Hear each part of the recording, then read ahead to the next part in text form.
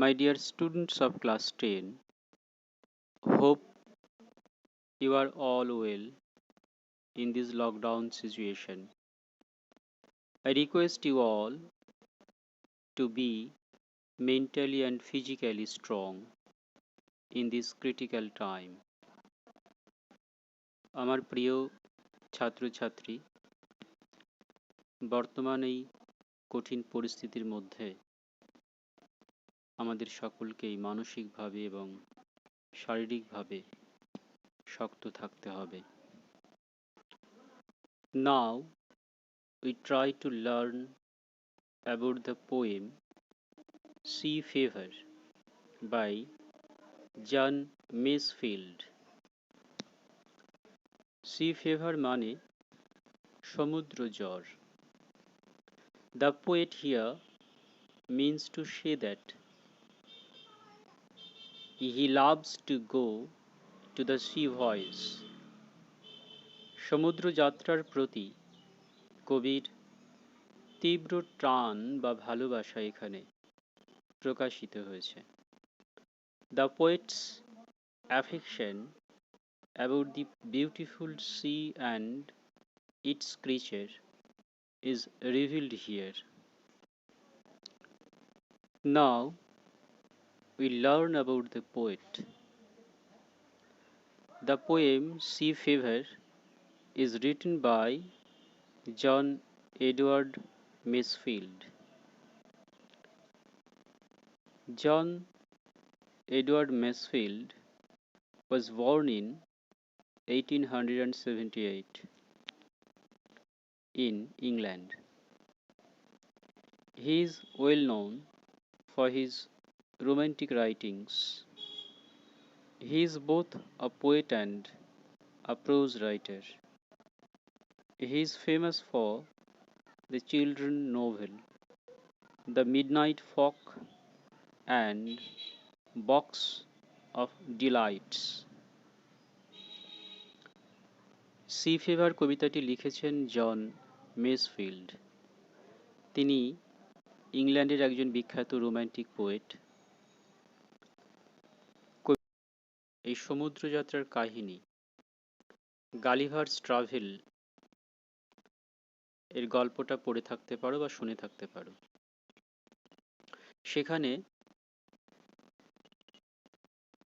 সমুদ্র যাত্রা, তার প্রতি ভালোবাসা এবং সমুদ্র যাত্রায় গিয়ে যে বিচিত্র অভিজ্ঞতা হয়েছিল সেগুলো খুব মজার ছলে ছোটদের উপযোগী করে বর্ণনা করা আছে।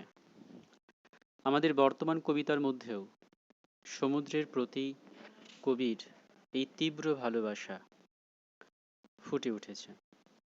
আমরা প্রথম 4টি লাইন জোরে জোরে পড়ার চেষ্টা করব। তোমরা বইটা বার করো এবং আমার পড়ার সঙ্গে মিলিয়ে নাও। I must go down to the seas again, to the lonely sea and the sky, and all I ask is a tall ship and a star to steer her by, and the wheels kick and the wind sung and the white sails shaking, and a grey mist on the sea's face, and a grey dawn breaking. 4টি line আমরা পড়লাম। এখানে একেবারে প্রথম লাইনে I must go down to the seas again, এই ফ্রেজটার মধ্য দিয়ে কবির সমুদ্র যাত্রার প্রতি যে তীব্র আকর্ষণ মাস্ট কথাটার ভেতর দিয়ে প্রকাশিত হয়েছে। এগেইন কথাটার মধ্য দিয়ে কবি বলতে চাইছেন যে তিনি সমুদ্রেই প্রথম যাবেন না, তিনি এর আগেও সমুদ্র যাত্রায় গেছেন। সমুদ্র ভ্রমণ তার ভীষণ প্রিয় একটা বিষয়। লোনলি সি এই কথাটার মধ্য দিয়ে প্রকাশিত হচ্ছে যে সমুদ্র ভীষণ নির্জন, ভীষণ একা, সেখানে মানুষের সমাগম খুব কম। এই নির্জনতা কবি ভীষণ ভালোবাসেন। দ্বিতীয় লাইনে টল শিপ এবং স্টার টু স্টিয়ার, এই দুটো ফ্রেজের মধ্য দিয়ে তিনি প্রকাশ করেছেন যে কেমন ধরনের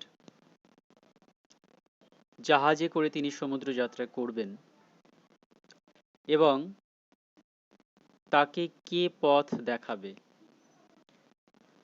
টল শিপ কথাটার মধ্য দিয়ে তিনি একটা বড় জাহাজ তাতে করে যাবেন এবং তার পথপ্রদর্শক হবে স্টার। আমরা জানি যে সমুদ্র কোনো কূল কিনারা থাকে না, সমুদ্র একটা বিরাট বিশাল জিনিস, সেখানে পথ একমাত্র দেখাতে পারে যে সেটা হচ্ছে স্টার। তোমরা ধ্রুব তারার নাম শুনে থাকতে পারো। ধ্রুব তারা আকাশে ওঠে, উত্তর দিকে ওঠে এবং তাকে আদর্শ করে সমুদ্রের নাবিকেরা দিক নির্ণয় করে থাকে। এর পরের লাইনটাতে হুইলস কিক, উইন্ডস সাং, হোয়াইট সেইল শেকিং, এই তিনটি ফ্রেজের মধ্য দিয়ে কবি প্রকাশ করেছেন যে তাকে কি ভীষণভাবে সমুদ্র টানছে। হুইলস কিক, চাকা গড়িয়ে গড়িয়ে, উইন্ড সাং, সমুদ্রের ভেতরে, সমুদ্রের মধ্যে যে বাতাস বয় সেখানে যে শো শো করে শব্দ হয় সেটাকে কবি উইন্ড সং বলে অভিহিত করছেন। সেলস শেকিং, সেলস বলতে পাল, বড় জাহাজে যে পাল তোলা জাহাজ, সেই পালে বাতাস লেগে জাহাজ এগিয়ে যেত, বাতাস লাগলে সেটা যে কাঁপতো, সেলস শেকিং, শেকিং মানে কাঁপা, এই কথাটার মধ্য দিয়ে তা তিনি প্রকাশ করেছেন। কবি দেখতে যেটা ভালোবাসেন 4 নম্বর লাইনে বলেছেন গ্রে মিস্ট আর গ্রে ডন। গ্রে মিস্ট ধূসর রঙের কুয়াশা, আর গ্রে ডন ব্রেকিং, ডন মিন্স আর্লি মর্নিং, প্রভাত। গ্রে শব্দটা খুব সিগনিফিক্যান্ট। গ্রে মানে হচ্ছে ধূসর। ধূসর ভোরবেলার দিকে যে রংটা, সূর্য ওঠার ঠিক আগের মুহূর্ত, সবকিছু ধূসর রঙের মনে হয়। এই ধূসর শব্দটার মধ্য দিয়ে কবি 4টি লাইন আমরা পড়লাম। যে শব্দগুলো অজানা আছে তোমরা খাতায় লিখবে, লিখে মানেটা জেনে নেওয়ার চেষ্টা করতে হবে। মাস্ট শব্দের অর্থ অবশ্যই। স্টার মানে তারা। লোনলি শব্দের অর্থ নির্জন, ব্যাকা। স্টিয়ার, STEER, স্টিয়ার শব্দের অর্থ টু গাইড বা পথ প্রদর্শক। সেইল, SAIL, সেইল শব্দের অর্থ পাল। শেকিং মানে কাঁপা। গ্রে শব্দের অর্থ ধূসর। মিস্ট শব্দের বাংলা অর্থ কুয়াশা। DAWN, ডন, ব্রেকিং মানে হলো উষাকাল বা আর্লি মর্নিং বা ভোরবেলা। কবি সমুদ্র যাত্রায় যাবেন, প্রথম লাইনে সেটা প্রকাশিত হয়েছে। একটি লম্বা জাহাজে করে যাবেন, তার পথ প্রদর্শক হবে আকাশের তারা। তিনি সেখানে সমুদ্রের মধ্যে বাতাসের গান, পালতোলা জাহাজের কাঁপা এবং হুইলস কিক এইগুলো দেখবেন। আর ভোরবেলা যে ধূসর রঙের কুয়াশা সেটা তিনি দেখবেন বলে প্রত্যাশা করছেন। তোমরা এই 4 লাইন খুব ভালো করে পড়ো, বোঝার চেষ্টা করো। কোথাও অসুবিধা হলে আমাকে জানাও। এখন এই 4 লাইন পড়ে আমি 3টে প্রশ্ন দিচ্ছি। সেই প্রশ্নগুলোর উত্তর তোমরা খাতায় করার চেষ্টা করবে। Multiple choice question.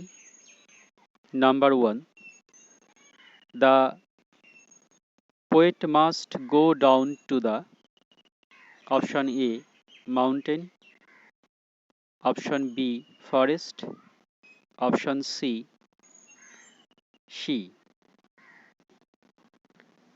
Question number 2, the poet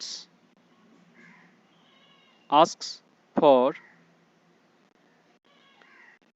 number A short ship, number B tall ship, number C thin ship.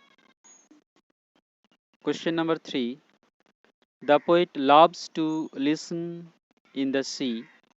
Number A seagull song, B cuckoo song, C wind song.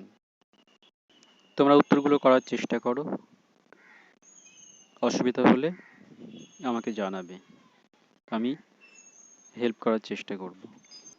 আমরা এবার দ্বিতীয় প্যারাগ্রাফের 4 লাইন পড়ব। তোমরা মিলিয়ে দেখে নাও।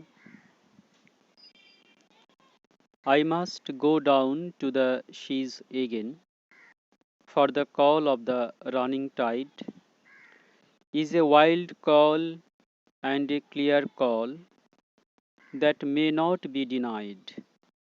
And all I ask is a windy day with the white clouds flying, and the flung spray, and the blown spume, and the seagulls crying. 4টি line পড়া হলো।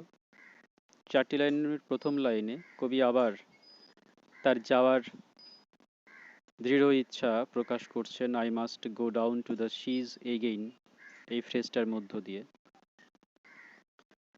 এবং কেন যাবেন সে কথাটাও স্পষ্ট করছেন। রানিং টাইডস কলিং, এই ফ্রেজটা তিনি ব্যবহার করেছেন, যার মধ্য দিয়ে তিনি প্রকাশ করছেন যে তাকে বাড়িতে বসে থাকতে দিচ্ছে না। সমুদ্রের যে রানিং টাইড, টাইড শব্দের অর্থ হচ্ছে জোয়ার, সেটা তাকে অনবরত ডাকছে এবং সেই ডাকটা তার কাছে খুব স্পষ্ট। কবি বলছেন ক্লিয়ার কল, সেকেন্ড লাইনে, is a wild call and a clear call that may not be denied. খুব প্রাণবন্ত সেই ডাক, যাকে তিনি উপেক্ষা করতে পারছেন না। ডিনাইড, উপেক্ষা করা, অস্বীকার করা। তিনি সেই ডাককে মোটেও অস্বীকার করতে পারছেন না বা উপেক্ষা করতে পারছেন না।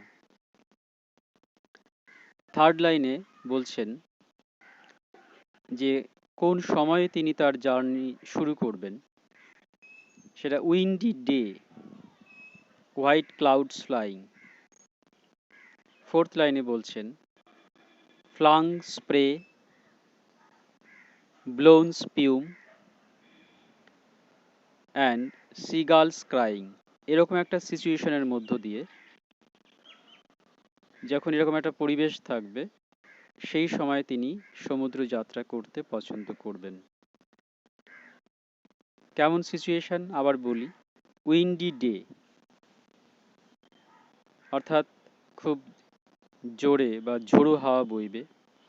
হোয়াইট ক্লাউডস ফ্লাইং, যখন আকাশে সাদা মেঘ উড়ে বেড়াবে। Flung spray, flung FLUNG, flung শব্দের অর্থ থ্রোন ভায়োলেন্টলি, ছুঁড়ে ফেলা। স্প্রে, স্প্রে করা, জল যেমন স্প্রে করা হয়। ব্লোন স্পিউম, SPUME, স্পিউম শব্দের অর্থ ফেনা, সমুদ্রের যে ফেনা সেইটা।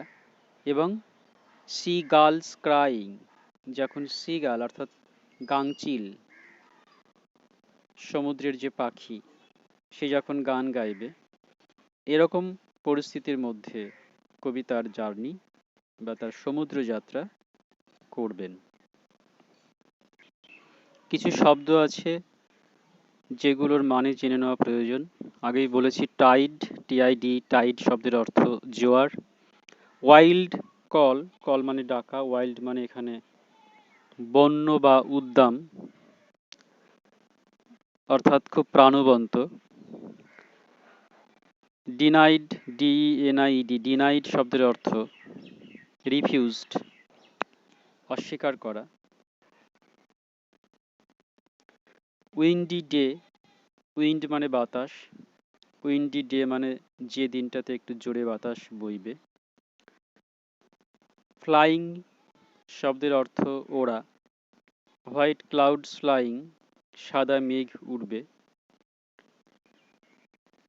ফ্লাং শব্দের অর্থ বলেছি জোরে ছুঁড়ে ফেলা। স্প্রে মানে জলকণা। স্পিউম শব্দের অর্থ সমুদ্রের ফেনা, ফোম। আর সিগাল মানে হচ্ছে গাংচিল। কবি কেন যাবেন সেটা খুব স্পষ্ট করে বলছেন। সমুদ্রের তাকে ডাকছে, সমুদ্রের জোয়ার, তিনি সেই কল অস্বীকার করতে পারছেন না, উপেক্ষা করতে পারছেন না। আর কেমন দিনে যাবেন না, উইন্ডি ডে, যেদিনকে হোয়াইট ক্লাউডস ফ্লাই করবে, সমুদ্রের ফেনা থাকবে এবং সিগাল চিৎকার করে ডাকবে বা সিগাল গান গাইবে।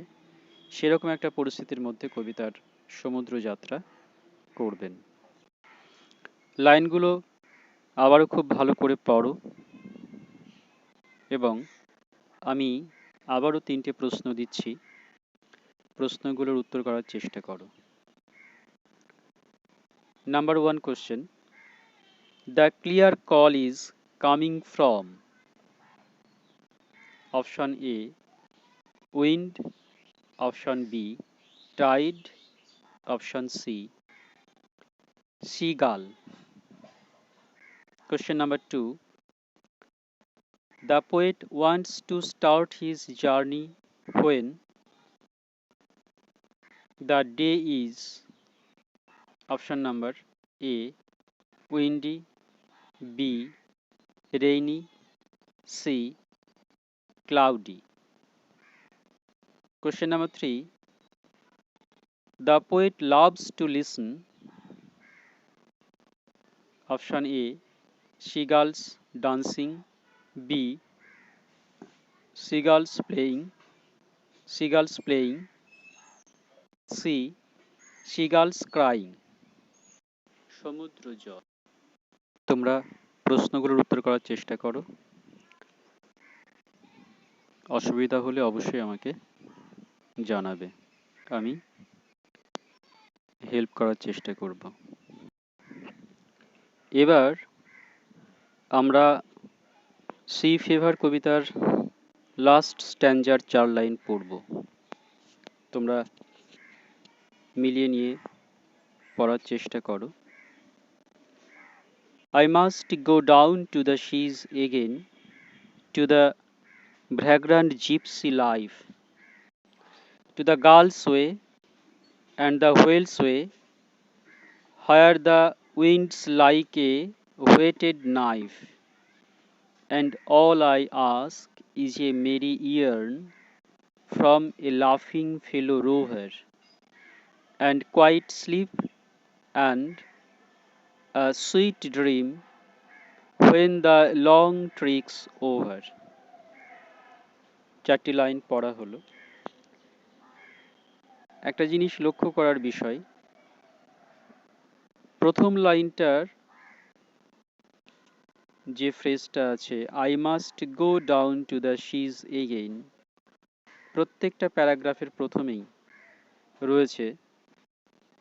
এতবার রিপিটেশন হওয়ার অর্থ হলো যে কবি খুব জোর দিচ্ছেন যে তিনি সমুদ্র যাত্রা করবেনই।